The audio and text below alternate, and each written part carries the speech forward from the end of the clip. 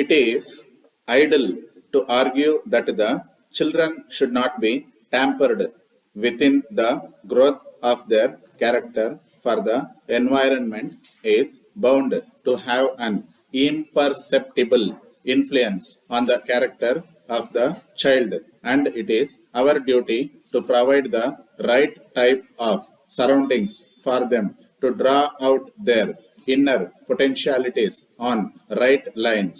Early in life, we can instill the qualities of courage, prudence, sympathy, and tolerance, self reverence, self knowledge, self control would come later on. In the course of education, not only positive but also negative steps have to be taken. That is, unhealthy tendencies have to be prevented and healthy ones have to be fostered. The teachers have clear duty in this respect, for they have to develop virtues and curb vices. In other words, the treatment is both preventive and curative. The guide is common sense, so called because it is so uncommon, and we have to deal with the problem of mass education in our country, as the percentage of illiteracy is very high. Our aim should be to train people for social behavior, and it is a very difficult task because man is by nature selfish, but he is required to perform certain obligations to the society in which he moves. Starting from the family, these obligations widen out into concentric circles: family, community, nation, and world community. The most difficult thing to achieve is the training for world citizenship, subordinating our interest to the interest of the human race. Each for all and all for each is a very good maxim in this context. Unless the spirit of good citizenship is inculcated in each one of us, we cannot be fit to take our place in the modern democracy. For the common good, we have to sacrifice our self interests, and our motto should be service. These qualities of service and self denial are not inherent in human nature, and they have to be acquired by our education only. Only in the face of common danger have we in India learnt the importance of unity and integration. Under ordinary circumstances, we are prone to be disunited and quarreling amongst ourselves. But when democracy itself is in danger of being overrun by communism, all the forces of unity have to be harnessed to combat the peril. The institution of Home Guards in India to fight the Chinese is an instance in point. All the parties have joined in sinking all their personal differences in a time of national emergency. It is true that if we fight among ourselves, we will be putting the nation's unity in danger and ruin the prospects of our progress. Character training in schools is done by the institutions. From the nursery school, where the child starts living a community life, up to the university, where the students from all the parts of India are bound to meet and mingle in the training.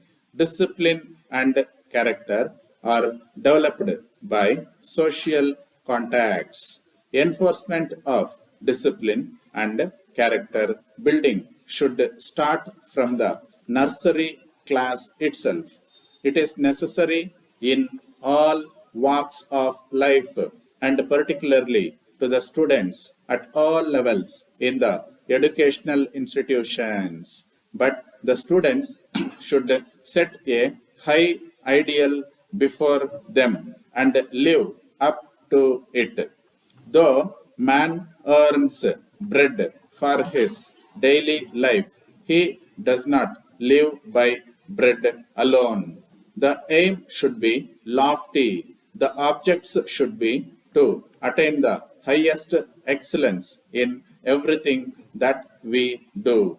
We should not rest satisfied until we have got the top of the ladder, whether it be politics, social life, or any trade or calling by personal contact with the great masters of the spirit.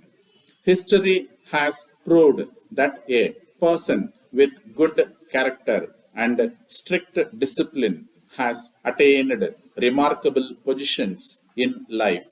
A good book, said Milton, is the precious lifeblood of a master spirit, embalmed and treasured up on purpose to life beyond life. Posthumous honor came to Christ, Socrates, and Gandhi. The moral genius is not appreciated in his own time or by his contemporaries. Dear sirs, we are in receipt of your letter of the 7th instant. We are greatly surprised to note the contents. We hope that you have been receiving our letters from time to time in connection with execution of our earlier order for 10,000 numbers of mill cutting bits. We are at a loss to note that after a lapse of 6 months from the date of placing the order on your company, you are now informing us that you have not received the original copy of the order, in the absence of which you are not in a position to execute the order, which is really very unacceptable. At all costs, we differ from your statement in this respect because if you have really not received our order, you have never informed us, even though we have been writing to you about the delivery schedules.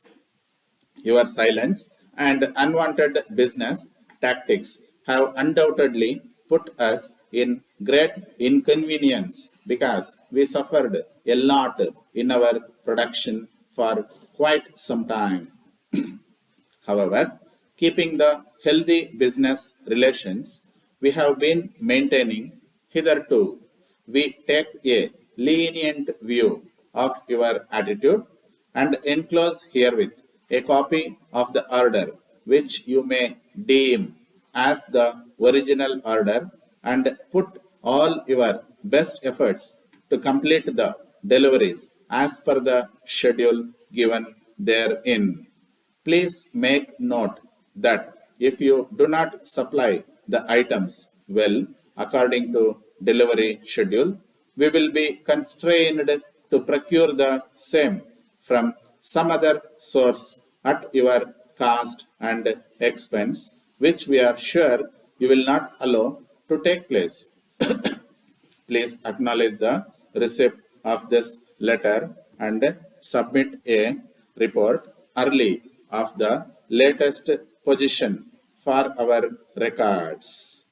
Yours faithfully.